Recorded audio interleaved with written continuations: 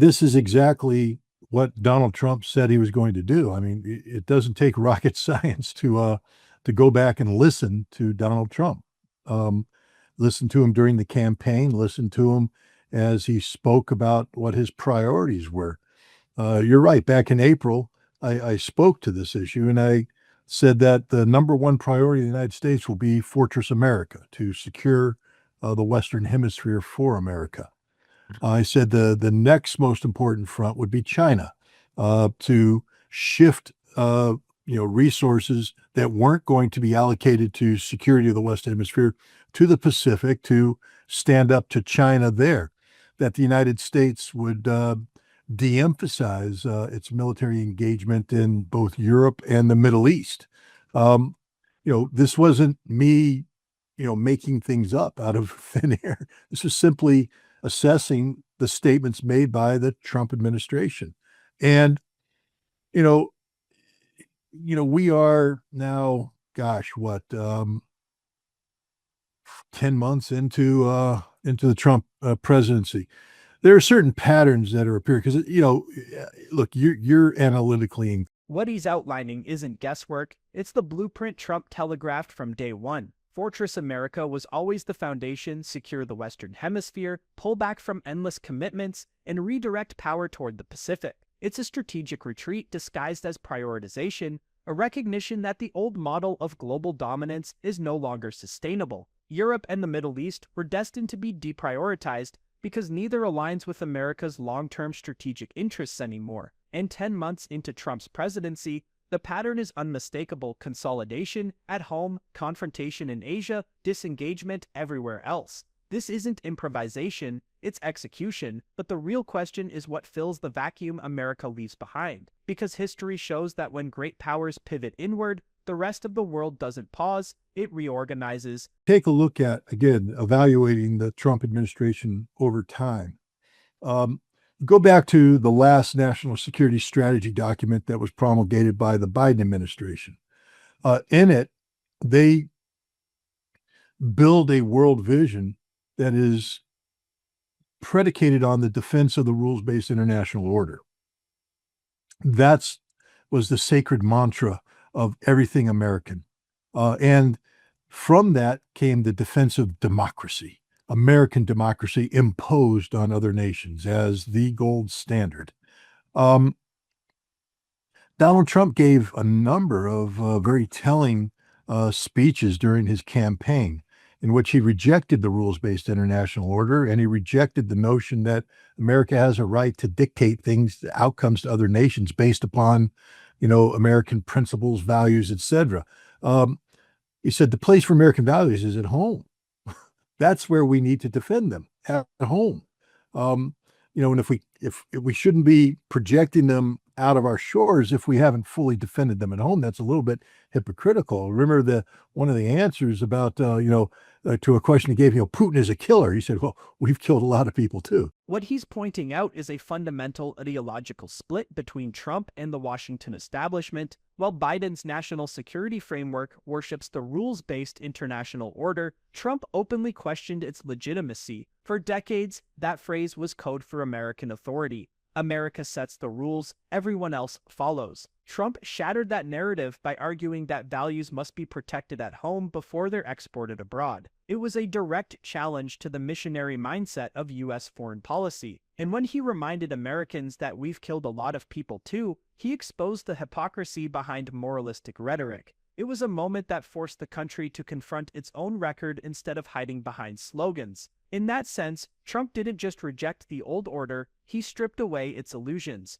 Are we investing money to places? And, there's a difference between telling people what you have to do, which Trump says that's not our role, and giving people money. Trump's like, I'm going to give you money if you align with us, if you're on our side, if you're doing what we want, if you do what we believe in, then you can get money. When it comes to Europe right now, let's just look at, again, a simplistic analogy, but we'll use it nonetheless, or a simplistic, mechanism of explanation. NATO claims to be all about America. My God, the Secretary General of NATO can't he just falls over himself to praise America and the role that America plays, the leadership role, especially when we tell NATO how much money they have to spend. That we must spend this money because Daddy told us to. Okay, that's one way. Now, then there's the European Union, which is as anti-American as the day is long. Let's just be honest about it. I can dig through all European Union statements. They are anti-American. They're fundamentally anti-American. And it's not just the fact that they're posturing themselves as a global competitor to the United States. What he's describing is the transactional realism Trump brought into foreign policy. Instead of lecturing nations about morality, Trump tied support directly to alignment, a blunt, almost business-like approach. And in Europe, that exposes a deep contradiction. NATO depends on American leadership, yet the EU resents American influence. NATO praises Washington as the indispensable father, especially when budgets need justification. Meanwhile, the EU frames itself as a counterweight to American power, even as it relies on the same security umbrella. It's a split personality running through Europe's political identity, and Trump's clarity forces the question Europe hates confronting: are you truly independent or just selectively anti-American when it's convenient? Sometimes they don't like us for cause. I mean, America's a war power and a warmongering nation. Yep, guilty as charged. But then don't pretend to be our friend when you put on your NATO hat. Because the same people that condemn us when they wear their EU hat are the same people that are embracing us when they were in their NATO hat. This is a fundamental inconsistency that the Trump administration's fed up with. And the other thing is, when we sit down with Europe and try and say, who do we want to align ourselves with? We don't want to align ourselves with people who, A, denigrate us. If you don't like America, guess what? We don't like you either. So, we shall go our own ways. But the other thing is, if you act in a way that is against core American values, then don't expect us to embrace you either. And freedom of speech is a core American value. And it certainly isn't being practiced in Europe today in many locations. Interference in elections. You guys, Europeans, wake up. This is Donald Trump. Okay, he believes fervently that the election was stolen from him in 2020. He knows, and this is an absolute, that the Democrats sought to undermine his 2016 candidacy. This is where the contradiction in Europe becomes impossible to ignore. You can't condemn the United States as a warmongering empire in one forum, then rush to praise American leadership the moment you switch into your NATO uniform. Trump's team sees this duplicity as not just irritating, but fundamentally dishonest. And in Trump's worldview, alliances are built on reciprocity, not resentment masked as diplomacy. If a partner openly denigrates America, Trump's instinct is simple: walk away and let them live with the consequences. He also ties partnership to shared values, and freedom of speech is one he views as non-negotiable, something Europe has been drifting away from. Add to that his belief that elections were interfered with, both in 2016 and 2020, and you see the emotional core driving his foreign policy posture. To him, Europe isn't just inconsistent, it's untrustworthy at a moment when he feels most wronged. Did too. Russia liberated the East, we liberated the West. We rebuilt your sorry asses. You wouldn't be here today if it weren't for us. We're not perfect. We never claimed to be perfect. We're Americans. But my God, we went across the ocean to save your sorry asses, and we buried 100,000 plus Americans doing so. And I also want to remind the Germans of a harsh reality too. Familiarize yourselves with Article 53 of the United Nations Charter. Not too many people know what it is, but it's the article that speaks of enemy states. And it gives every nation in the world the right to pound your ass into the dirt if you seek to re-embrace aggressive policies that should have been erased from your DNA at the end of the Second World War. Germany today, in speaking about getting the largest army and preparing for war with Russia, these are aggressive policies. And I don't think the Russians have forgotten what Article 53 is. And hey, guys, J.D. Vance and company, they're looking at it too. You're the enemy of America. Literally, you are defined by the United Nations Charter as an enemy state. And when you seek to promulgate aggressive policies, don't be surprised when those who buried their fathers, uncles, sons, in the soil of Europe to save your sorry asses, suddenly decide maybe it's time to bury you instead. This is a blunt reminder of the historical debt Europe rarely acknowledges today. For many in America, Europe's moral superiority rings hollow when they forget who rebuilt them from the ashes. Invoking Article 53 isn't theatrics, it's a warning embedded in international law. Germany talking about building the largest army triggers memories the world hasn't forgotten. Russia remembers, American veterans' families remember, and Washington conservatives see Germany's new ambitions as reckless, not responsible. You can't revive the impulses that once destroyed the continent and expect silence from those who stopped them. History may be old, but its consequences are never dead. People who follow you that Merz is the leader of an enemy state. Okay, this is a reality. You don't get to rebuild your military, not with your history. So Merz is history. He's finished. And the efforts among the Germans to suppress the democratic, free will in Germany is not going unnoticed as well. AFD, whatever you think about AFD, an increasingly large number of Germans think that that's the direction they want to go.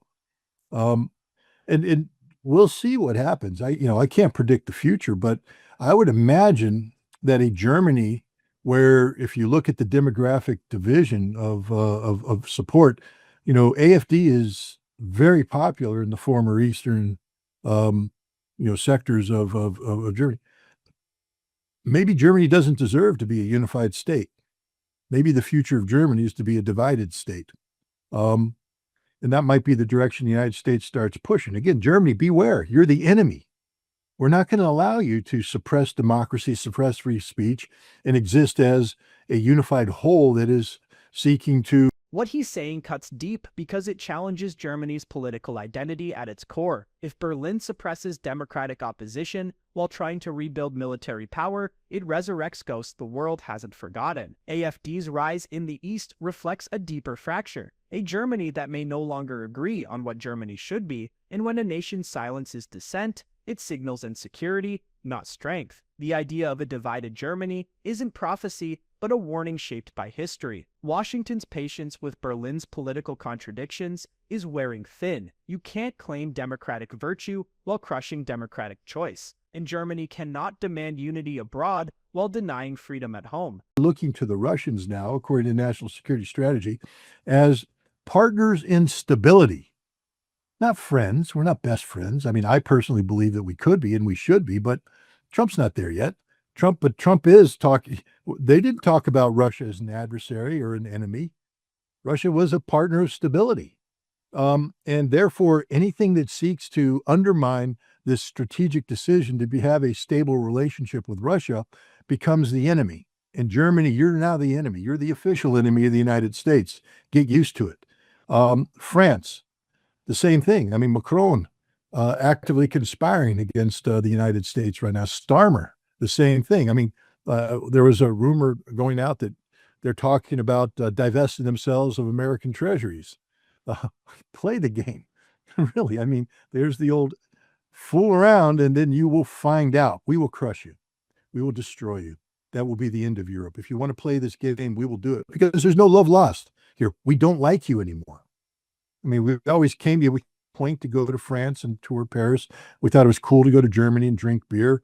And both in Germany, we used to have American soldiers living there. They felt. This marks a dramatic shift. Russia is no longer framed as an existential foe, but as a necessary pillar of global stability. In Trump's worldview, the true adversaries are those who sabotage that recalibrated relationship. Germany's defiance isn't seen as independence, it's seen as obstruction. France and the UK flirting with financial retaliation only deepens the fracture. To Washington's new strategic mind, Europe isn't an ally drifting away, it's a bloc actively undermining American interests. And the emotional edge matters here. Americans no longer feel sentimental about Europe. The post-war affection that once softened policy is fading fast. What replaces it is colder, transactional, and unforgiving toward those seen as choosing confrontation over partnership. What I see happening is that Trump is going to use the tools of divide and conquer. There are certain European nations that can't live without the United States. Poland is not going to walk away from the United States. Germany has already made a strategic decision to walk away.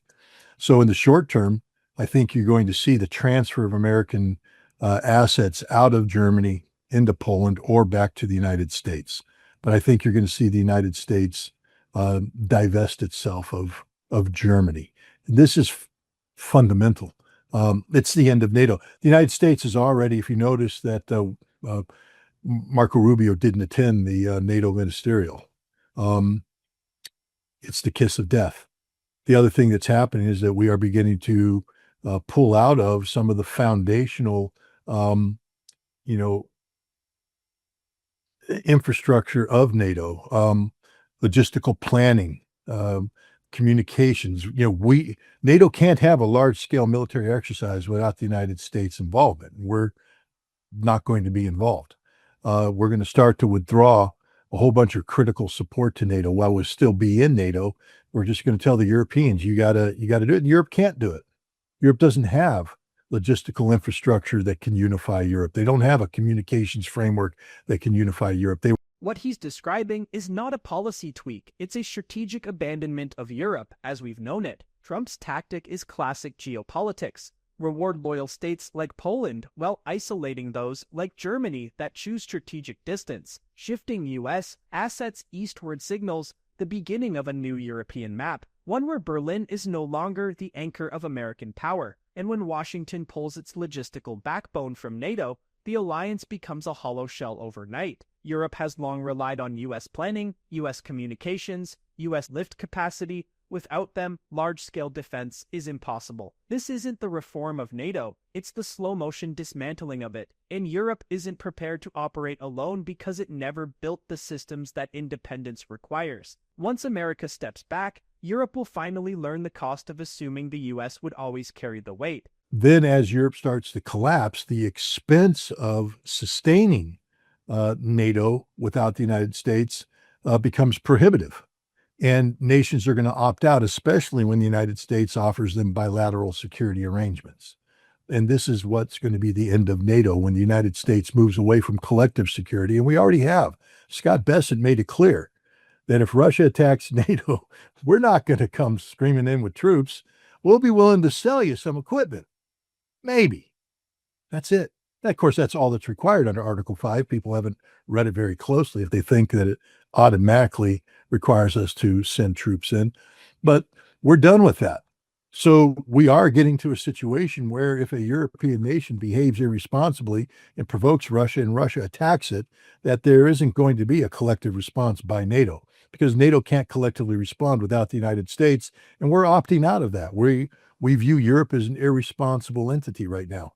So I think you're going to see us making individual bilateral security deals with individual European states and opting out of security arrangements with others. And this is the part Europe refuses to believe. NATO without the United States is simply unaffordable and largely non-functional. Once Washington steps back, the alliance collapses under its own financial and logistical weight. And bilateral deals, not collective defense, become America's new model for Europe. That alone dissolves the core purpose of NATO, which was unity under a single security umbrella. Article 5 was always misunderstood. It never guaranteed U.S. troops, only appropriate action, which can mean equipment, not soldiers. If a nation provokes Russia recklessly, Washington's message is now blunt. You're on your own. The U.S. no longer sees Europe as a disciplined partner, but as a risk-prone bloc that cannot manage its own security. So the future isn't NATO. It's America choosing which European states are worth protecting and which are not.